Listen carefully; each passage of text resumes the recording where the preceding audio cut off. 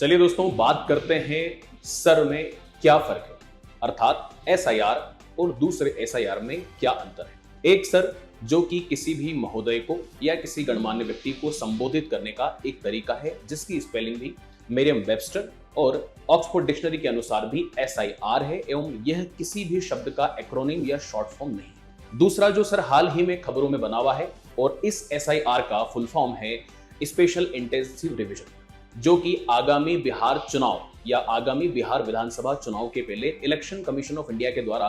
मतदाता सूची का पुनरीक्षण करने के लिए किए गए एक पहल या प्रयास है, जिसका उद्देश्य है दोस्तों फर्जी वोटर लिस्ट की पहचान करना, साथ ही ऐसे फर्जी मतदाताओं की पहचान करना जिनकी जानकारी गलत प्रदान की गई है। ऐसा इसलिए भी आवश्यक है दोस्तों क्योंकि किसी भी लोकतांत्रिक राष्ट्र में स्वतंत्र और निष्पक्ष चुनाव होना परम आवश्यक है, तभी जाकर जनता जनार्दन की जो संकल्पना है वह साकार हो पाती है। यदि बात करें हम इस एसआईआर की, तो यह इलेक्शन कमीशन ऑफ इंडिया को एक शक्ति प्रदान करती है ऐसा कार्य करने की, जो कि भारतीय संविधान के अनुच्छेद 324 के क्लॉज 1 और आरपीए एक्ट 21 क्लॉज 3 अर्थात जन प्रतिनिधित्व अधिनियम की धारा 21(3) के तहत यह शक्तियां प्रदान की गई है। यहाँ दोस्तों एक गणना फॉर्म होगा जिसमें आपको आपके पता, जन्म तिथि और आपके निवास की आपको जानकारी प्रदान करनी होगी, जिसके लिए निम्नलिखित कुछ निश्चित दस्तावेज हैं, जैसे मूल निवासी, पासपोर्ट, जाति प्रमाण पत्र। लेकिन इसमें दोस्तों एक विवाद और चर्चा का कारण यूं बना हुआ है क्योंकि आपका आधार कार्ड, जो कि आप सुबह से शाम तक प्रत्येक सरकारी